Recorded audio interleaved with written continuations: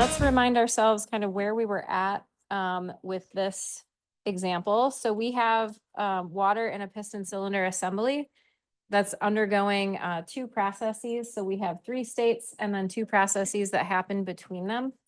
And what we want to find out is we want to determine the work and heat transfer of the whole process from 1 to 3.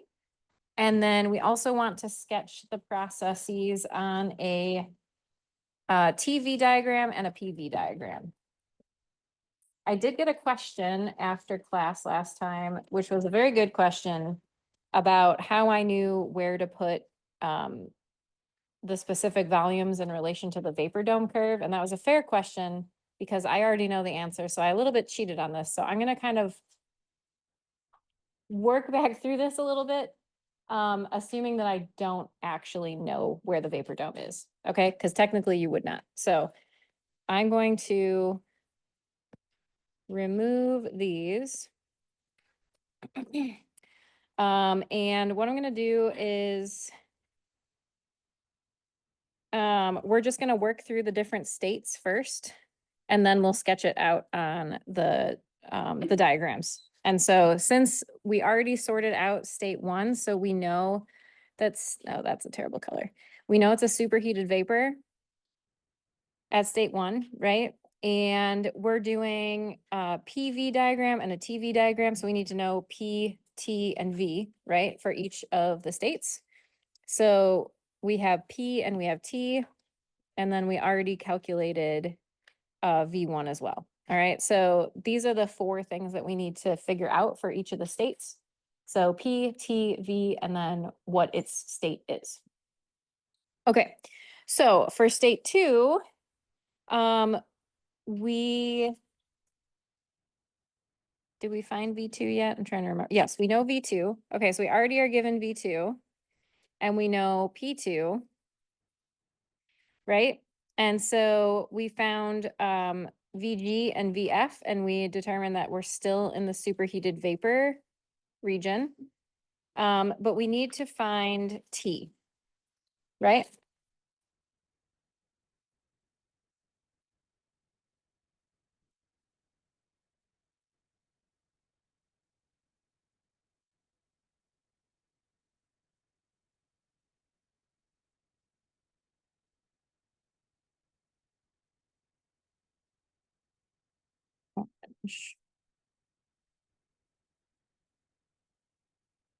Okay, so we need to find T2.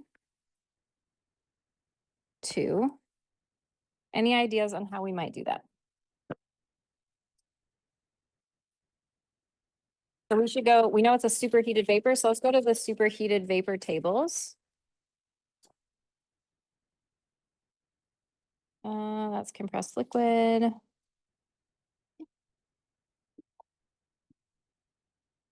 Okay, so here are our superheated vapor tables. And we know that we have a pressure of 1 megapascal. So that's already here in the orange box. So I'm going to duplicate this box at the problem so we can reference it a little easier.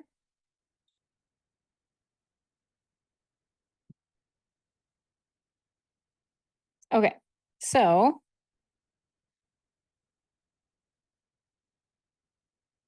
any ideas on how we would find what T2 is?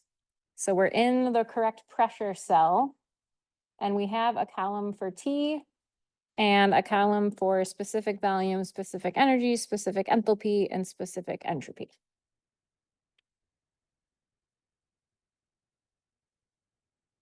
Oh man, are you guys super tired today? Okay, so what we're gonna do is we want to interpolate, right? So we know our specific volume.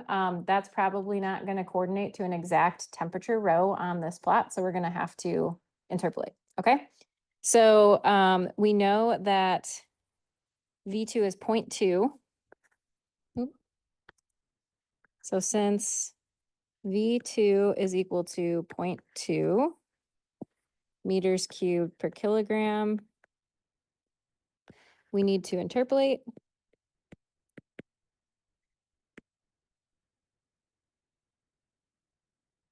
All right, so we're gonna interpolate between these two values. All right. And so we're gonna draw our little table here. So we've got temperature and then specific volume.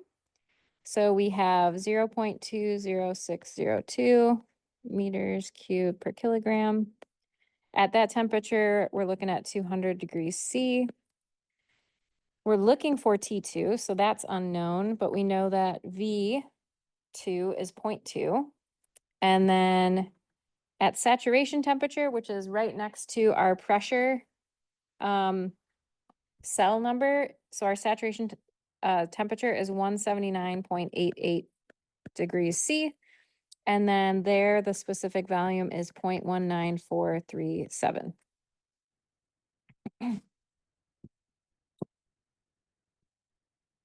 Okay. All right, so we're gonna interpolate. So we're gonna say, okay, T2 minus 200 divided by 0.2 minus 0.20602 is equal to 179.88 minus 200 divided by 0.19437 minus 0.20602. Does anyone have a calculator handy? Because I don't think I actually calculated this ahead of time. I think I heard a calculator open. Is someone doing this? Okay, thank you.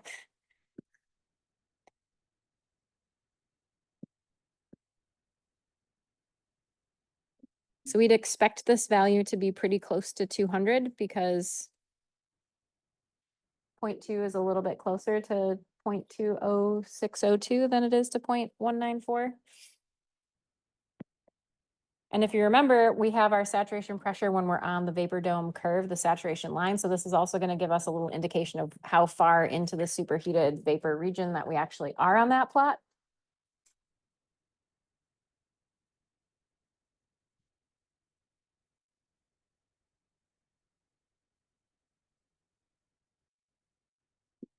Yeah. Yeah, so you know if you need to interpolate if the entry you're looking for is not a specific line item. So basically, I went to this chart. I said, okay, I need the pressure cell for 1 megapascal. So I'm in this little square. And basically, I'm trying to match. I want to find a pair of temperature and specific volume where the specific volume is 0.2. But in this chart, there isn't a 0.2 entry. Does that make sense? Yeah. 189. Point what? 603. Thank you very much. It's Leo, right? Thank you. Okay, great. So that is our last piece of information that we needed for state 2.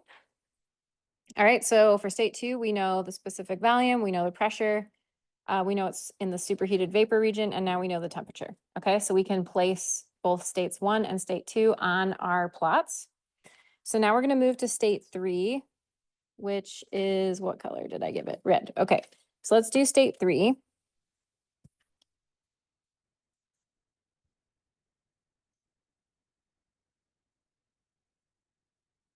Okay, so for state 3, what are we given? We are given T3 is 150 degrees C. And we know that the volume at 3 is equal to the volume at 2. And since the mass in the system stays the same, that means our specific volume at 3 is equal to our specific volume at 2, which is still 0.20 meters cubed per kilogram, right? Okay, so we need to figure out a couple of things. We need to figure out the pressure at state 3, and then we also need to figure out the state. All right, so where we are relative to the vapor dome. Let's handle the state first.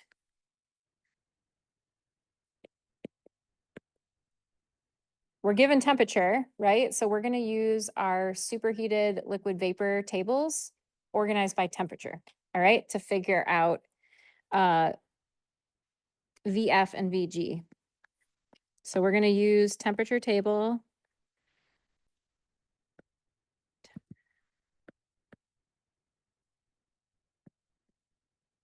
to find,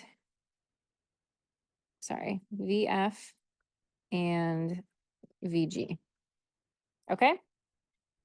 So I'm gonna go back and I'll take a little screen grab of that table in the spot that we need. And I'll copy it down here for reference. I've gone too far. All right.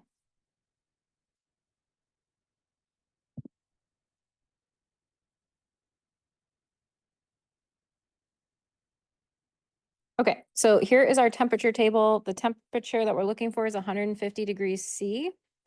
So we're looking at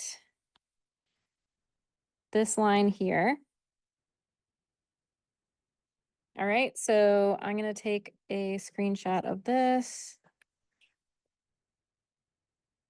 Actually, let me make it a little bigger. All right. And then go back here. All right, so I'm gonna write the labels for each of these columns so we don't forget. So this is T, this is PSAT at T. Here is UF, UG. Is that the column order? Yeah, let me just make sure.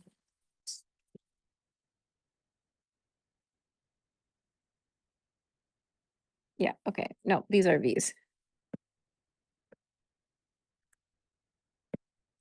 Okay, so we have VF, VG, this is UF, UG. And then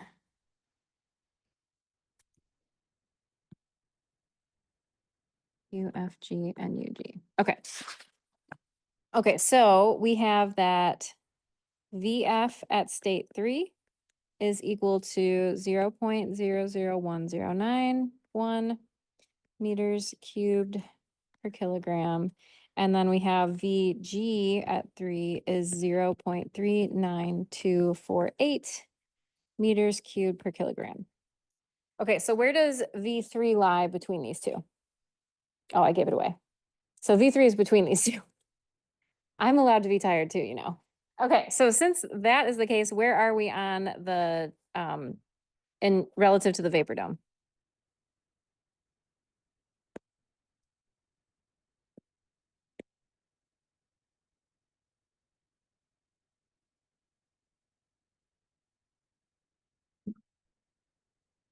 We're under the vapor dome, right? So this is a saturated liquid vapor mixture.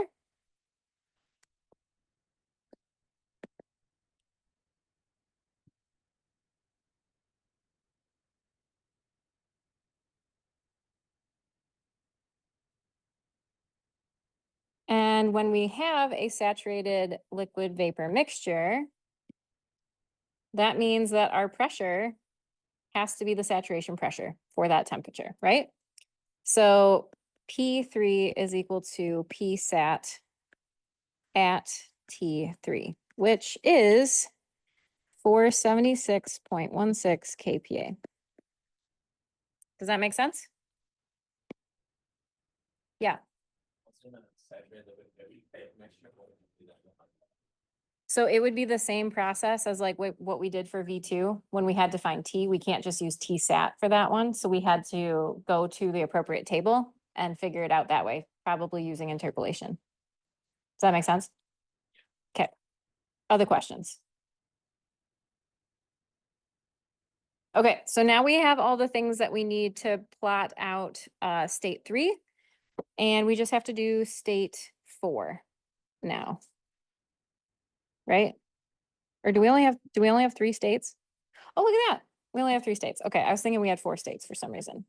Okay, so now we can plot this on our TV and PV diagrams. So we have we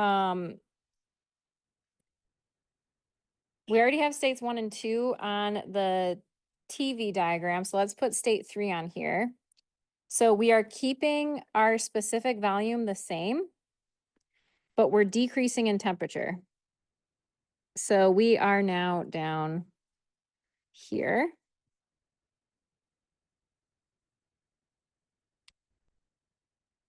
And then this isn't quite in the right spot, so I will move that to here. Okay. And we have that our process is going to go like this. Okay. And we know that our states 1 and 2 are in the superheated vapor part of the plot. So our states 1 and 2 are going to be outside of our vapor dome, but we know state 3 is inside of it because it's a saturated liquid vapor mixture, right? So that means that we will generally draw our curve like so, like that.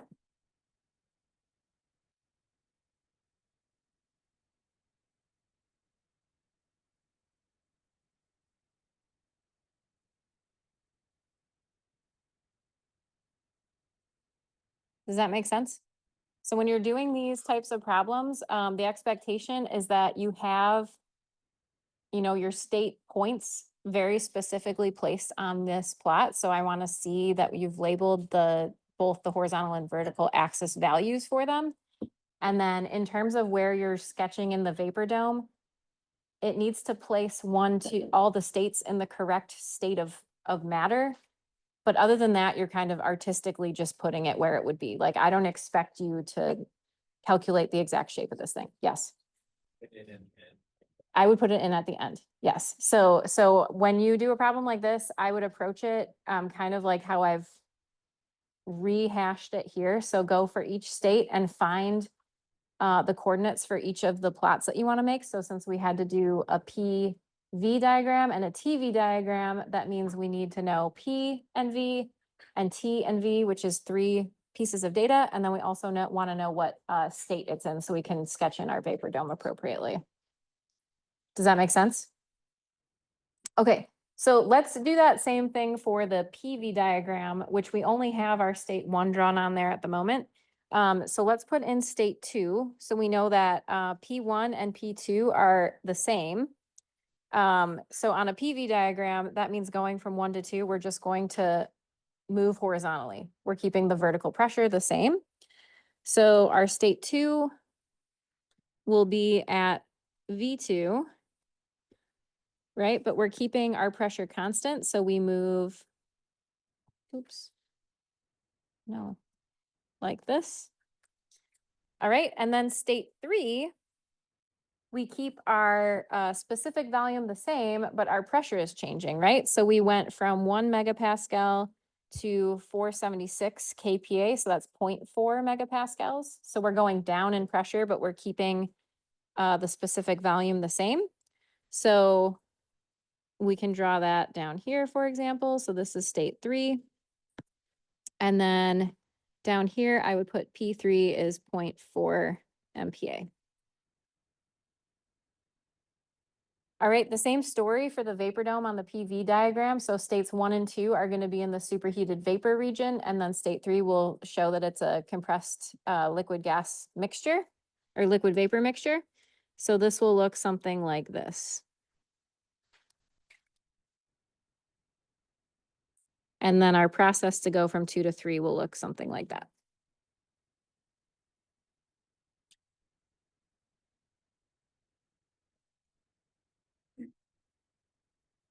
Any questions on this so far? Does the strategy for kind of finding the information that we need at each state feel okay? What about putting it on the chart? It's okay? Okay. I'm happy to answer questions about this. There are no dumb questions, so please don't hesitate to ask. The second part of this problem is that we want to find the work and the heat. So now we want to find W13 and Q13. All right, so we are going to use our first law of thermodynamics to do that.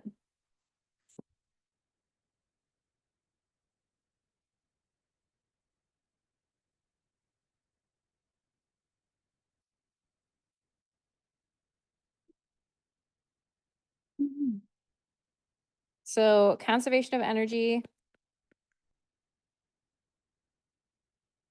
for process 1 to 3 is defined by E3 minus E1, which is equal to Q 13 minus W13. All right, so E3 and E1, that is the total energy at states 1 and 3. So I'm going to just expand this out to include the separation of total energy into internal energy, kinetic energy, and potential energy. And I'm going to make all those things specific energies. So I'm pulling the mass of the system out front. So we have our specific internal energy at 3 plus the specific kinetic energy at 3 plus the specific potential energy at 3 minus all of those same things at state 1.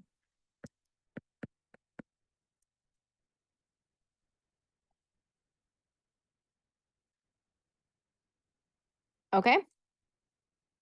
And then this is equal to Q minus W for 13 and 13. Does anybody spy any simplifications that we can make or terms we might neglect?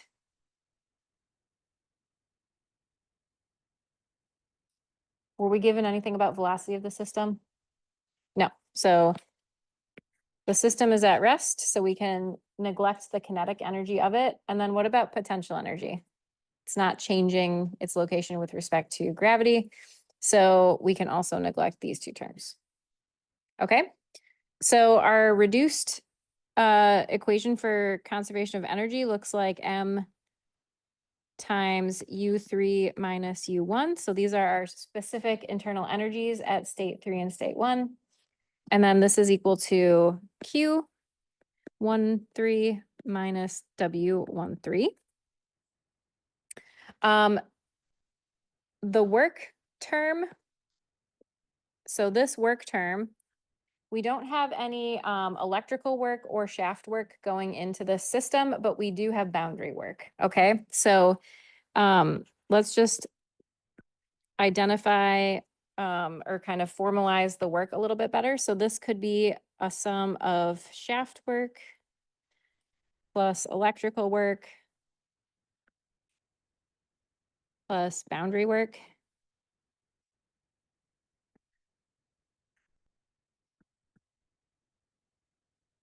All right, so that's the work due to the system changing volume. All right, we don't have any shaft or electrical work provided into the system, so we just need to sort out the boundary work, which is defined as the following. So we have the integral from the volume at state 1 to the volume at state 3, P dV. All right, and I can break this up since it's a 1 to 2, 2 to 3 process. So I can do an integral from V1 to V3, P dV plus, oh, this should be V2, sorry. V1 to V2, and then I can also go from V2 to V3, P dV. Okay? We know that V2 and V3 are the same, right? Volume doesn't change going from state 2 to state 3, so there's no boundary work that happens here. Right?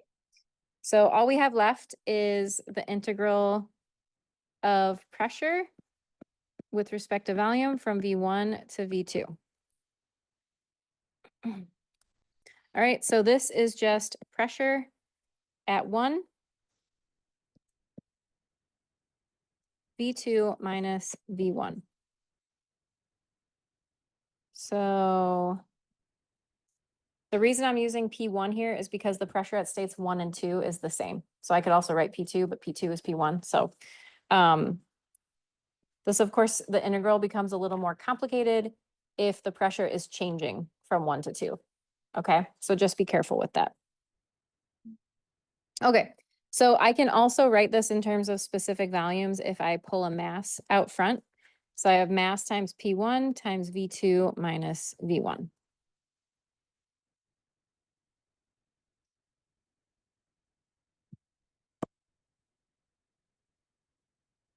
Fortunately for us, we already have all of this information from making our PV and TV diagrams. So we already have V1, we have V2, we have P1, and M is given to us, right? So that's good. So let's put this all back into our equation. And actually, we wanted to find the work separately, so we can calculate this. So our mass is 1 kilogram. Our pressure at 1 is 1,000 kPa.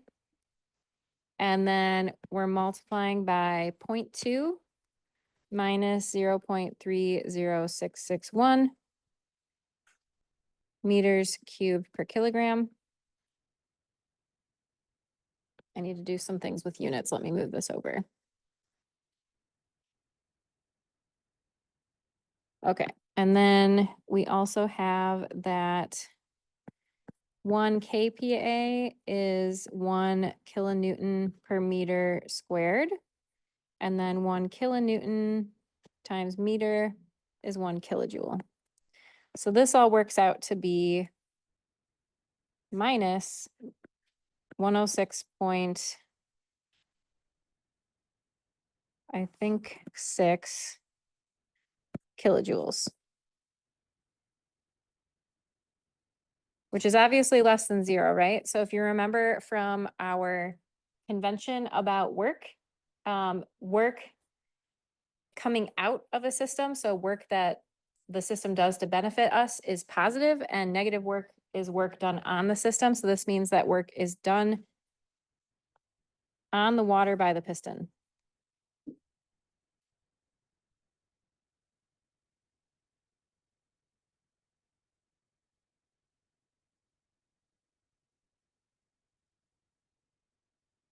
Does that make sense?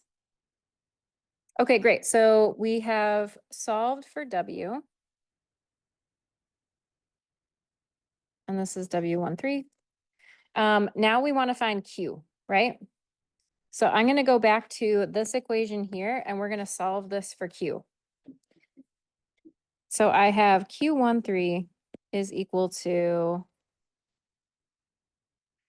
M U3 minus U1 plus W13, right? We already have the mass of our system, and we already figured this out, but we don't know our internal energies at 1 and 3, do we?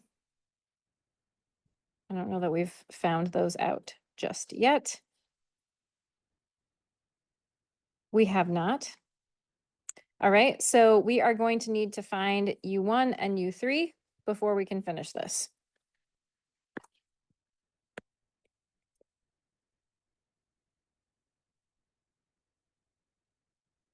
This isn't too bad since we already have figured out what state we were at for state 1 and state 3, right? So we already know that this state 1 is a superheated vapor.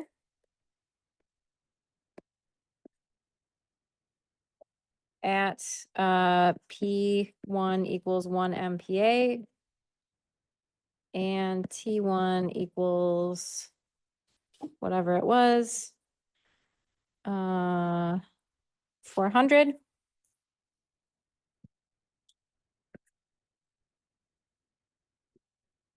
Okay, so we can go to our superheated vapor table and look at the pressure block for 1 MPa. Unfortunately for us, 400C should be a direct line item, so we don't have to interpolate that. So let's go do that now, because I don't know that I put it in here. Oh, it's already in here. Okay, great. So at 400, U1 is this guy right here. So we have 2957.9.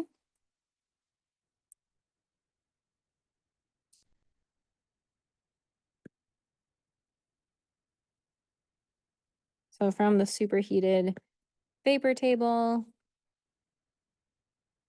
1 MPa pressure cell, line for T equals 400C. We get that U1 is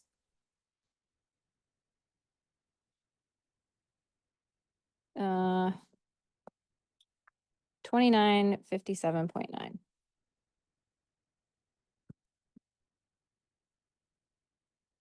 Kilojoules per kilogram. Okay. U3 is a saturated vapor, liquid vapor mixture.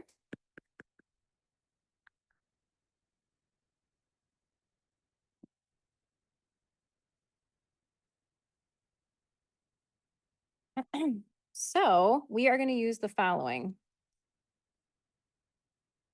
So we are going to use that U3 is equal to UF at state 3 plus the quality at state 3, UG at 3 minus UF at 3.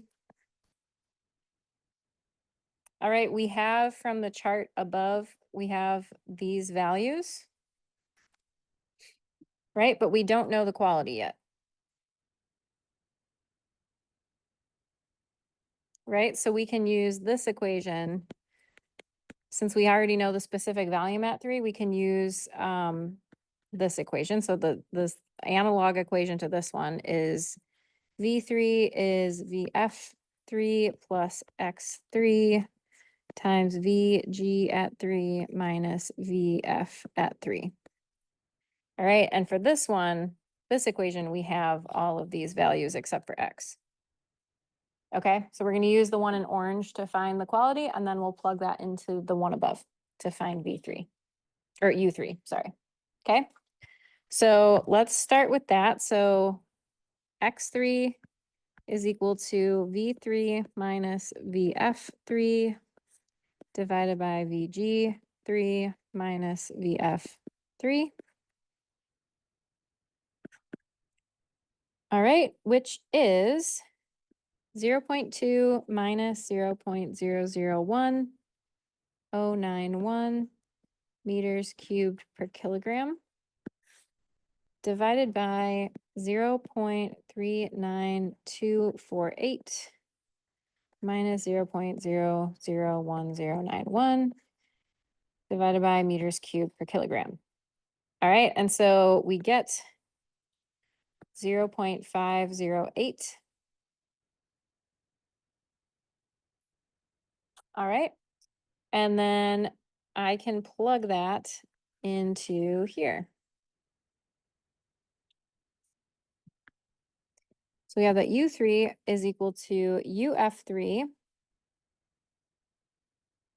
which I don't believe that we wrote that down, but it is right here.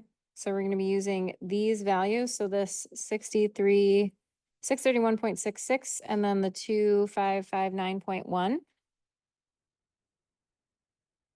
All right. So we have UF at 3 is 631.66 kilojoules per kilogram plus our quality, which is 0.508 times UG at 3, which is 2559.1 minus 631.66 kilojoules per kilogram. And we get 1610.8 kilojoules per kilogram. All right, so now we have U3, and we can put that in here. And we also have U1, which we can put in here. So now we have everything that we need to find Q13.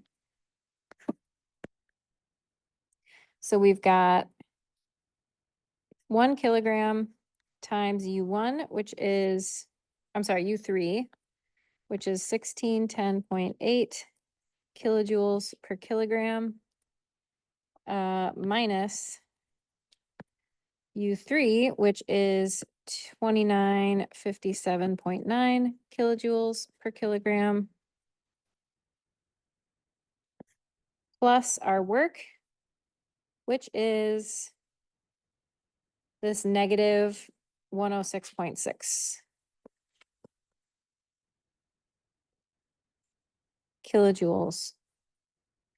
Okay, and that means when we solve all this arithmetic, we get 1,453.7 kilojoules. This is less than 0, and for heat transfer, if our heat transfer is negative, that means it's leaving our system. So energy is transferred out by heat transfer.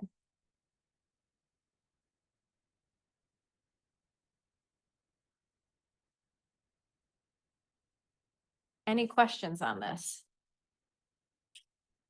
Yes, You're gonna get partial. I aggressively give partial credit. I'll set it up. Yeah. For the energy, like we did E3 minus E1, can we just always assume it's the final state, regardless of how many there are, minus the first one? So I set this up because of how the question was phrased. So if we go back to the beginning of this, we want to know for the entire process, the work and the heat transfer. All right, so the entire process goes from 1 to 3. If the question had asked us what is the work and heat transfer to get from 1 to 2, then we would set it up with 1 and 2 being the states, but it just depends on how the question's phrased. If they ask that, will we just ignore step 3 then altogether, like not even the state?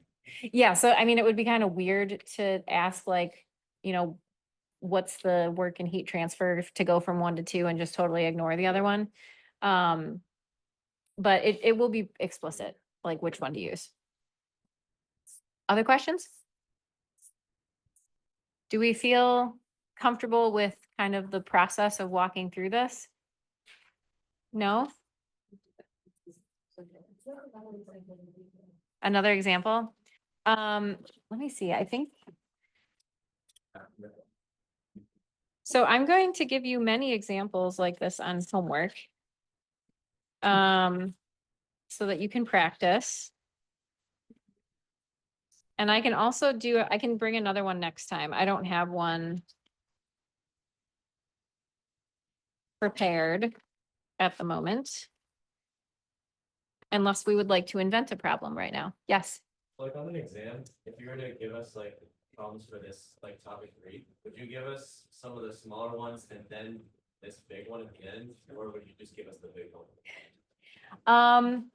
So having not written the exam yet,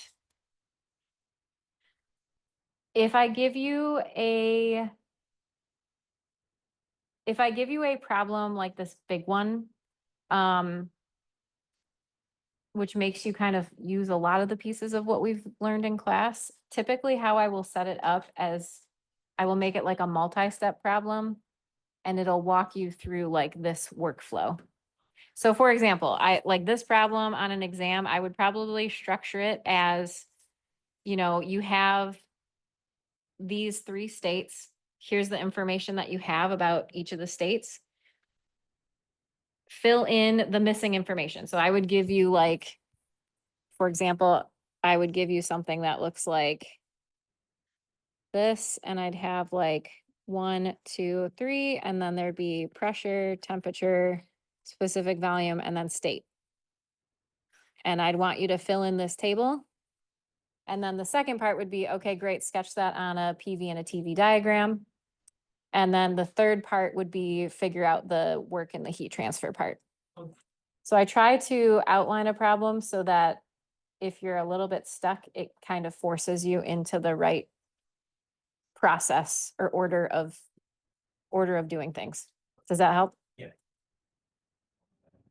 Okay, so we're gonna dive back in, and I think I mentioned this in both of my lab demos. We mentioned using specific heats for lab 2. Now we're gonna talk about what specific heat is, so nearly the right timing, but not quite.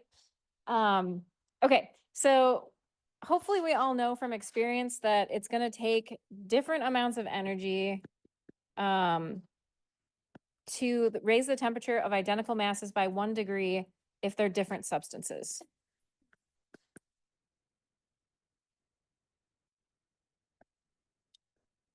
Right?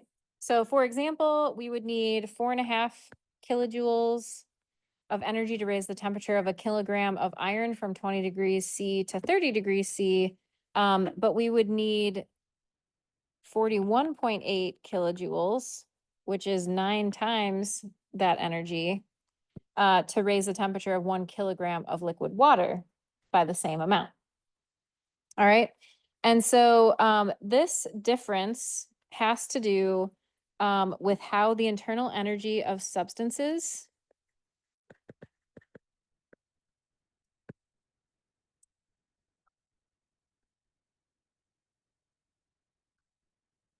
relate to temperature.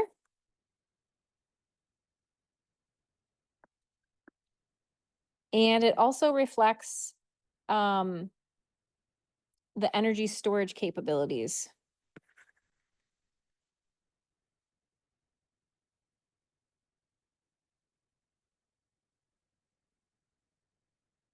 Of different substances.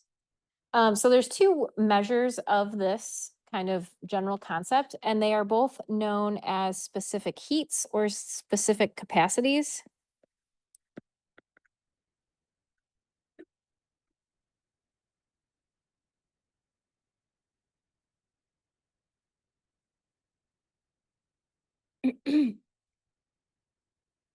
All right, and they are CV and CP.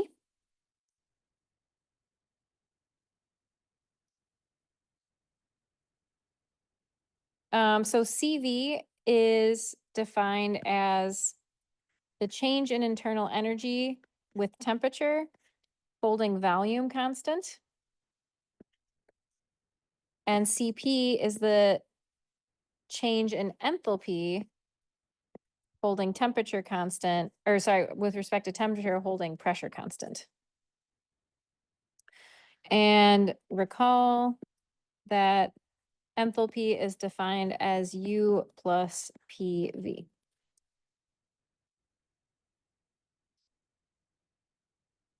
Okay, so this is, I'm going to write out what this mathematics means. So this is the change in internal energy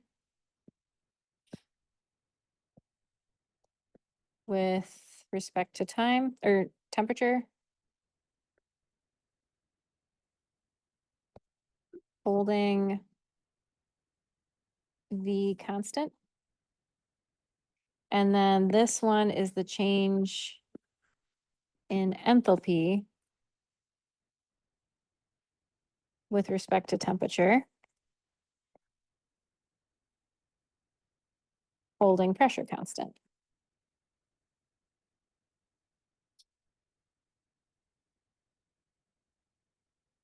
Okay, a quick note on the units of CP and CV.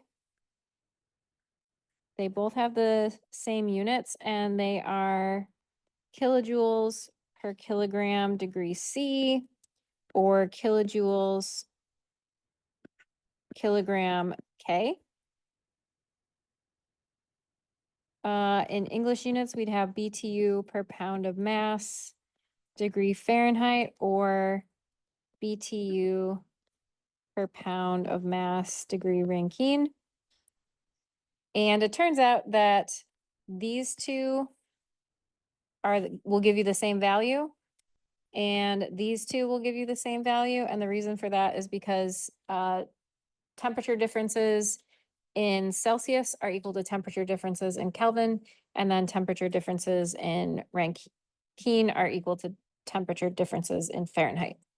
So delta T in degrees C is equal to delta T in, not degrees, in K, and then delta T in Fahrenheit is equal to delta T in R. Okay. Okay. Another property that is commonly used is called the specific heat ratio. So this is the ratio of CP to CV, and this is the specific heat ratio. or just specific heat?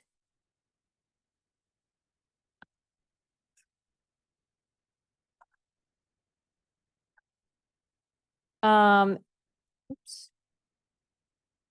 In general, CV depends on temperature and specific volume.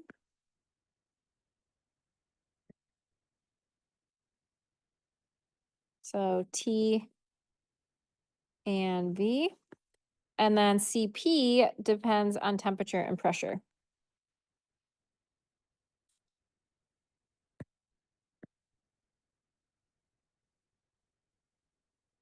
T and P. Okay. The specific heat at constant volume, or CV, can be viewed as the energy required to raise the temperature of a unit of mass of a substance by 1 degree as the volume is held constant.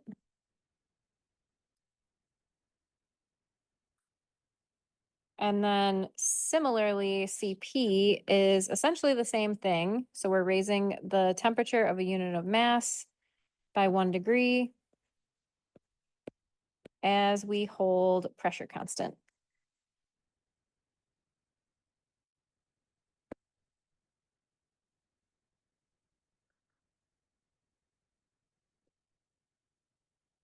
Okay. All right. CP is always greater than CV because at constant pressure, the system is allowed to expand, and the energy for this expansion work must also be supplied to the system.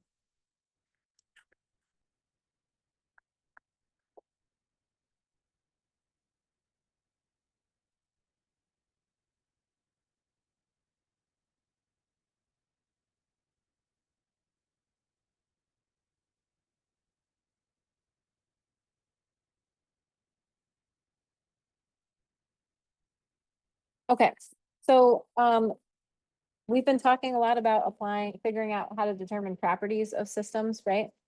And properties of matter. So that's what we're going to talk about next. So we're generally going to treat liquids and solids as incompressible substances. That means that we assume the density or specific volume, since specific volume is just 1 over the density. Both of those things are going to remain constant during a process that does not involve a phase change. So essentially we're saying that V is approximately a constant. The specific internal energy of an incompressible substance depends mainly on temperature.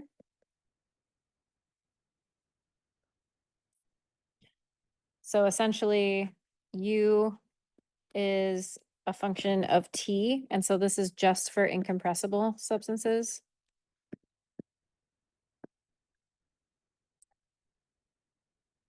Hopefully, you appreciate after all the things that we've talked about before, that internal energy can depend on pressure too, right? That's why we have pressure tables. But for an incompressible substance, it does not. It's just temperature. So we can rewrite the definition of CV for an incompressible substance as the following. So CV is equal to the change in internal energy with respect to temperature, holding specific volume constant. This just turns into a total derivative. All right, so the partial derivative that was there before is assuming that internal energy can change with respect to other things in addition to temperature, like pressure, for example. But now that we're saying that internal energy is only a function of temperature, then this partial derivative becomes a total derivative. Okay? Okay, and then that means that CV is also a function of only temperature.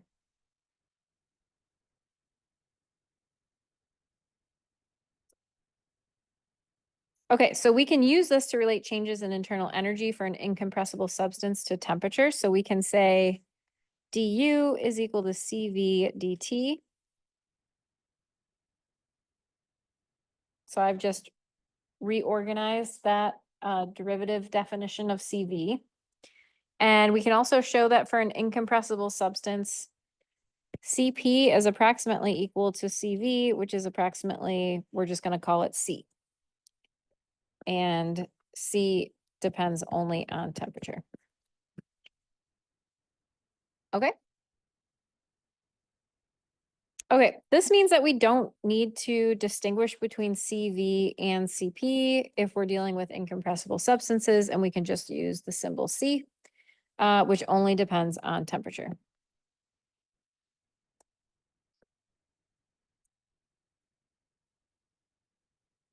Okay, so specific heats of common liquids and solids, they're in the book in tables A3 and A3E. So both of those have the same information, but just in different units. The E means English units. Over limited temperature intervals, C may vary, but generally by only a small amount.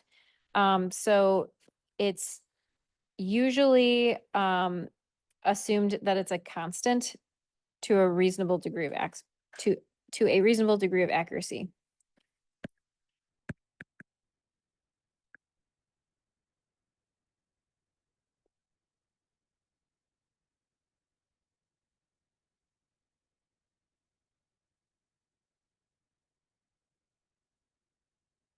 Okay.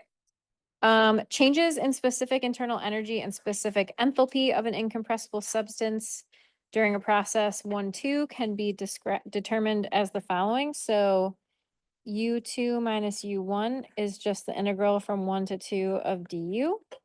And then I can put in that little equation that I had for du, which is just C of T dt.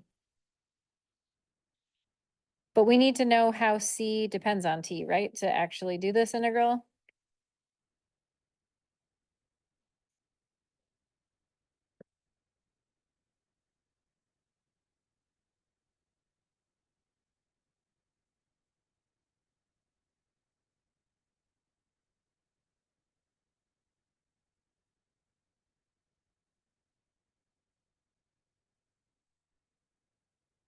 If we assume that it's a constant,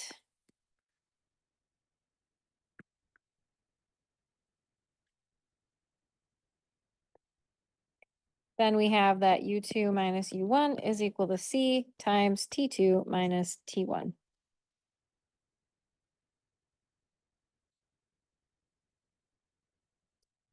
If M is also a constant,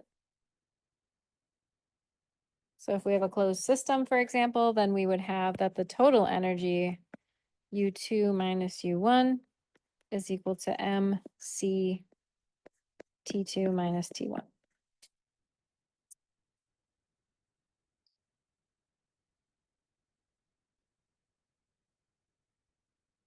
Okay. For enthalpy,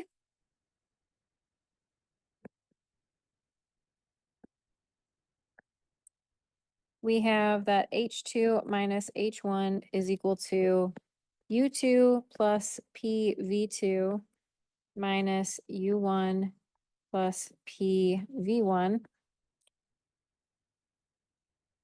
Or we can rewrite this as U2 minus U1 minus P2 V2 minus P1 V1. If it's incompressible, then V1 equals V2. And this last term goes away.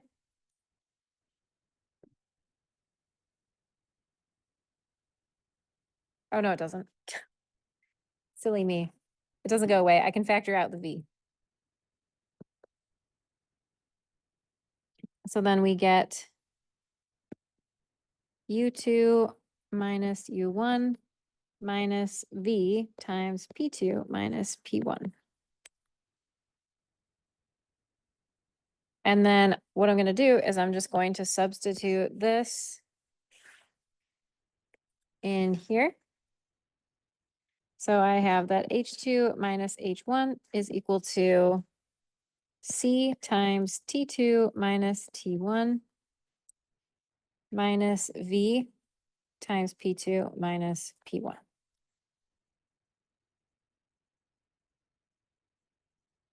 Okay. Okay, so our specific heat is over here in this table. So this is table A3. So this is our CP is equal to CV is equal to C. All right. And then just remember that this kilojoules per kilogram K is the same as having the unit kilojoules per kilogram degrees C, right? And this table is broken down into a couple different parts. So it'll tell you at the heading here that we're looking at liquids. And then in the first column, we have all kinds of different liquids. And then for part B of the table, we have solids. All right. And then last we have foods. Okay.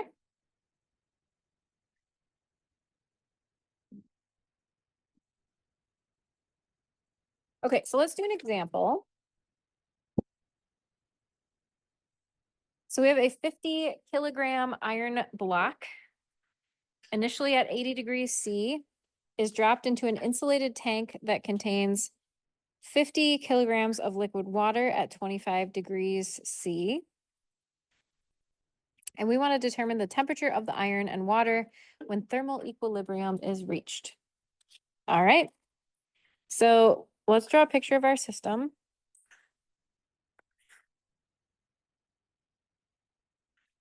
So here is our iron.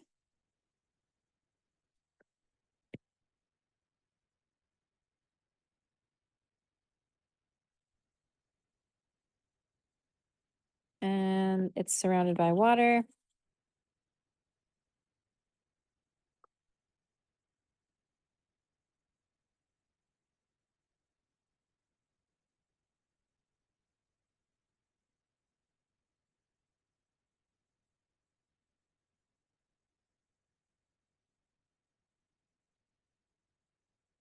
And we know that our tank is insulated, so I'm going to just draw these little hash marks all around it to indicate that it's insulated.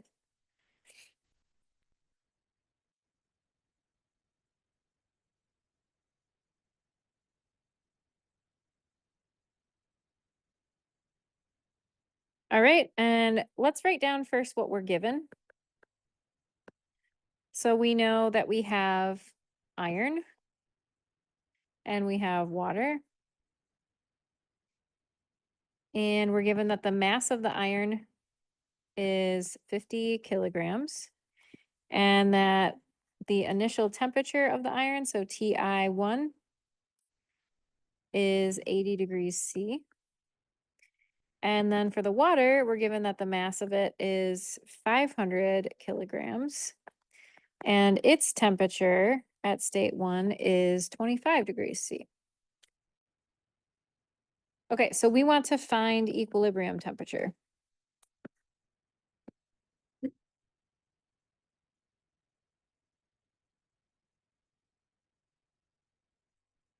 And I'm going to call this T2. Okay. Okay, our system is open or closed? Closed, right? So I'm going to draw my system like so.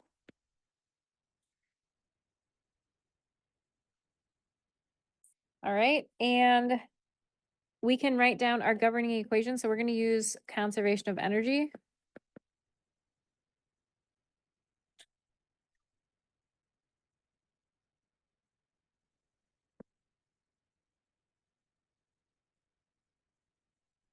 which is the energy at state 2 minus the energy at state 1 is equal to Q minus W. I'm going to expand out the total energy at states 1 and 2 to include internal energy, kinetic energy, and potential energy.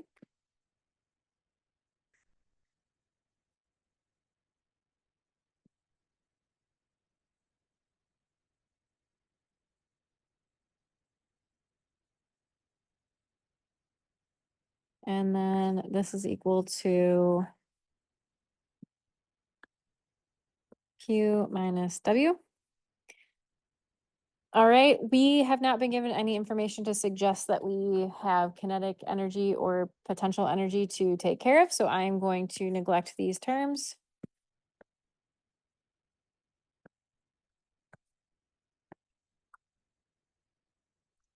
And we're also told that it's insulated, so that means that Q must be 0. And there's no work being done on the system, right? The system is rigid, so there's no boundary work. We're not giving it shaft work or electrical work, right?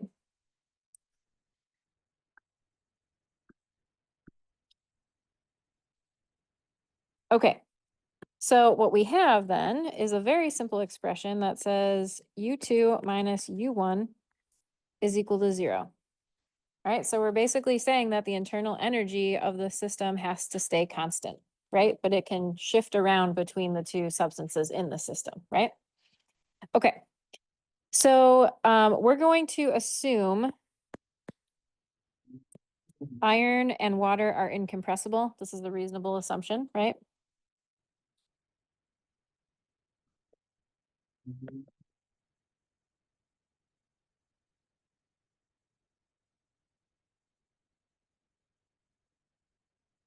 All right, so we can assume that du is equal to C dt.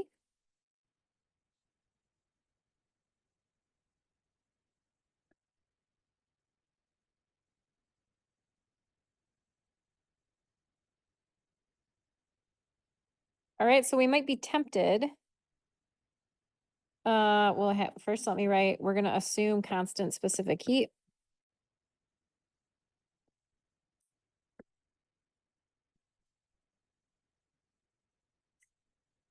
All right, and we might be tempted to write that U2 minus U1 is equal to 0, and that this left-hand side we can rewrite as M times C T2 minus T1, and that's equal to 0, right?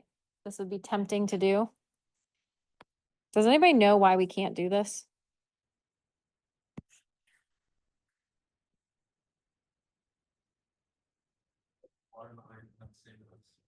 They also don't have the same temperatures, right? So, and they don't also have the same specific heats. So none of this is the same for water and iron. So we have to look at this differently. So we can't write our equation this way because iron and water have different initial temperatures,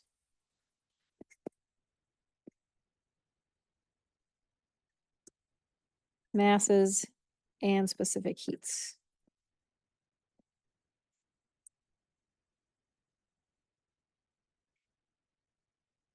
Okay, so instead we have to partition the total energy of our system as the internal energy of the water plus the internal energy of the iron, right? So we have to split them up. So instead, we need to split the total energy between the iron and the water.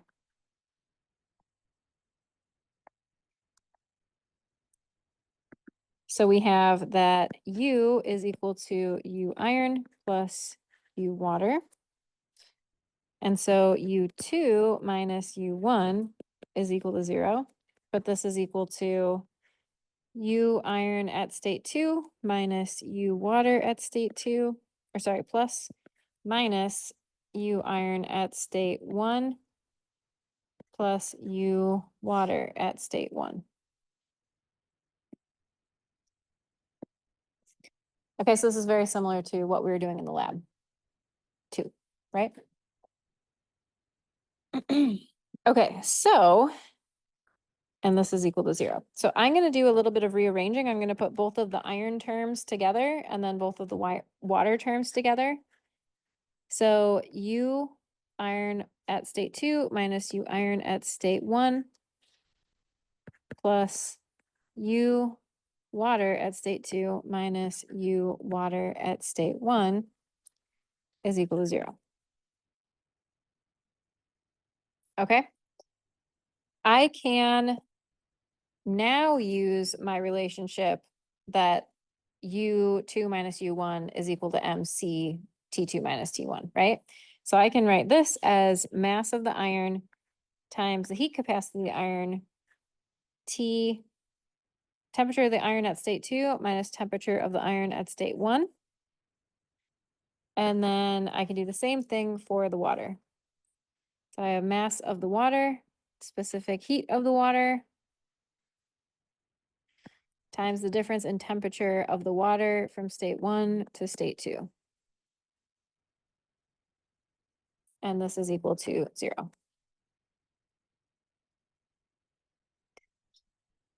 All right, at thermal equilibrium,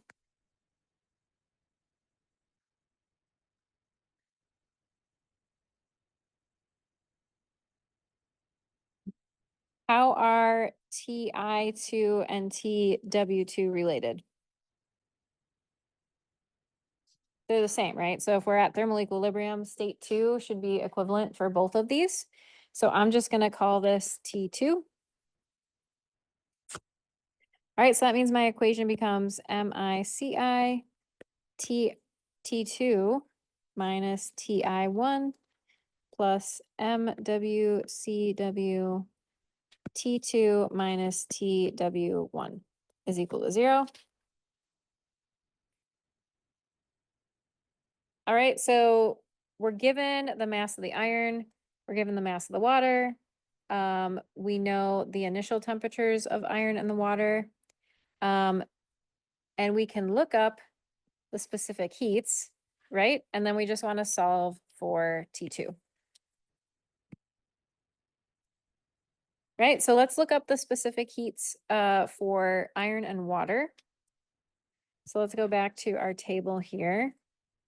So we're looking at solids. So we've got iron has a specific heat of 0.45. And then water has a specific heat of 4.18 at 25 degrees C. All right, so that's the initial specific heat. Okay. So, from table A3, CI is 0.45 kilojoules per kilogram K, and CW is 4.18 kilojoules per kilogram K. All right. So we're just going to solve this for T2. So we have T2 is MICITI1 plus MWCWTW1 divided by the quantity of MICI plus MWCW, which gives us 25.6 degrees C.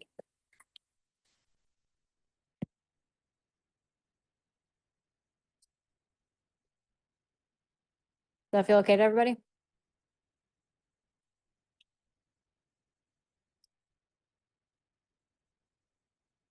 Okay, now let's determine the heat transfer from the iron to the water.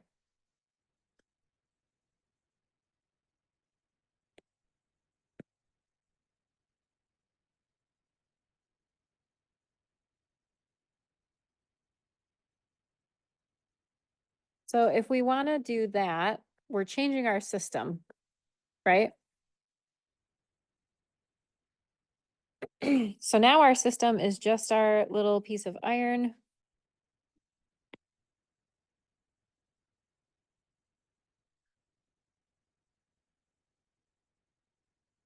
It's still a closed system, but it's a different one. And now we have Q out, right? So the iron is losing heat to the water.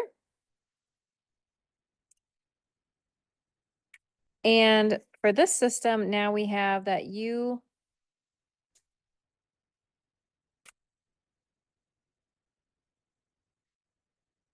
sorry, I've drawn this backwards. Oh, wait, no, this is fine. This is fine. Okay. So we have U iron at state 2 minus U iron at state 1 is equal to Q minus W. Obviously, we still don't have any work on this system, but we do have heat transfer, right? Because we're just looking at the iron. We're not looking at the whole box that's insulated.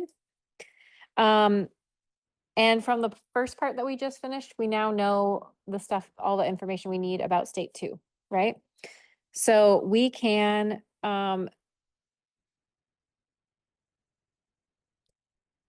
use the following expression for the left-hand side. So we can use mass of our iron times the heat capacity of our iron times the temperature of the iron at 1, at 2, minus 1, right? This should be a 1. All right, and that's going to be equal to Q. All right, so we would use all of the same values that we had before. So we have 50 kilograms of our mass times CI, which is 0.45 kilojoules per kilogram K. And then our difference in temperature is, we started at 80 degrees C minus 25.6 degrees C. And we get a value that I didn't calculate ahead of time. What the temperatures? I did? What you do the state 2 minus. state Oh, one. yes. Sorry. Thank you.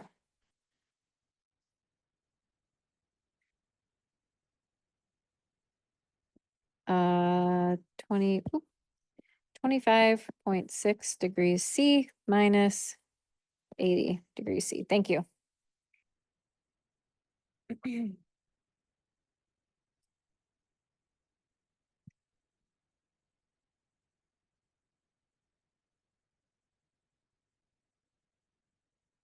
So this will give us a negative number, right? What does that mean? Yeah, so heat is leaving, as we would expect. Okay.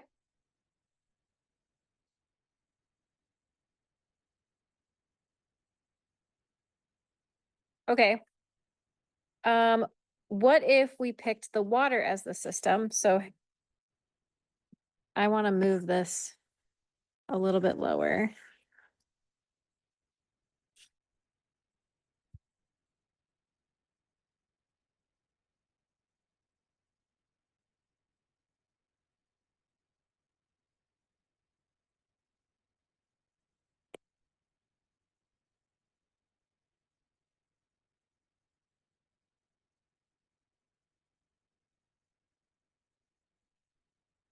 Okay.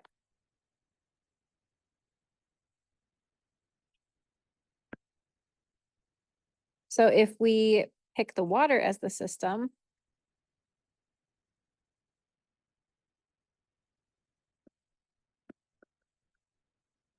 so in this system, we would have our iron still here. And then our water is all along the outside.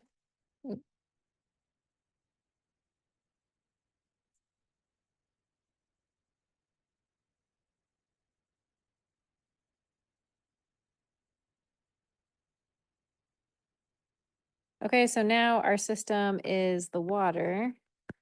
So I'm going to exclude the iron and I'm just going to look at the water. So this is still a closed system.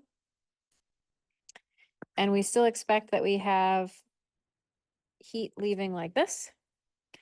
So for this system, we'd have the internal energy of the water at state 2 minus the internal energy of the water at state 1 is equal to Q minus W. Again, we have no work here. All right. And then I can write my left-hand side as mass of the water times the heat capacity of the water times the temperature of the water at state 2 minus the temperature of the water at state 1. And that's equal to Q. And so we get 500 kilograms times 4.18 kilojoules per kilogram K times 25.6 degrees C minus 25 degrees C. This one is greater than 0 this time. So that means that heat is coming in, right?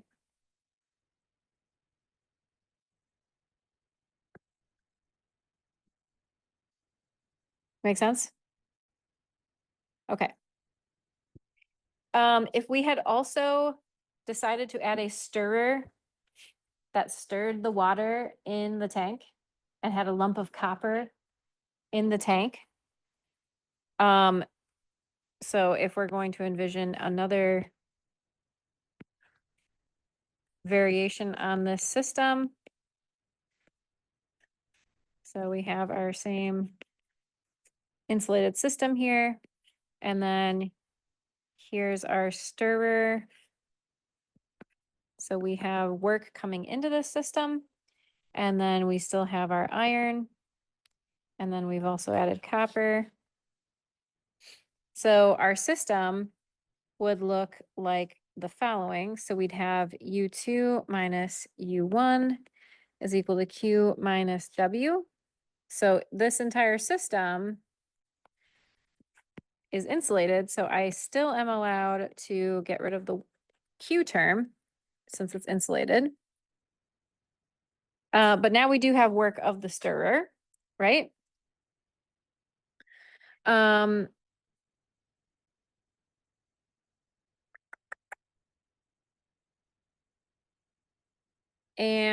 since the work of the stirrer is acting on the system, it's a minus work. So minus an inputted work is a positive work in. Let me add a step just so that's abundantly clear. So we have minus work in equals positive work in.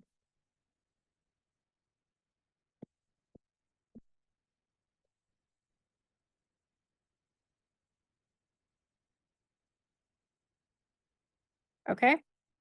And then for the U2 minus U1, we would do this for each of the states. So we would have U2 of the water minus U1 of the water plus U2 of the iron minus U1 of the iron plus U copper at state 2 minus state 1 of the copper is equal to positive work in. Okay, and then you could transform all of these into MW, CW, T2 minus TW1,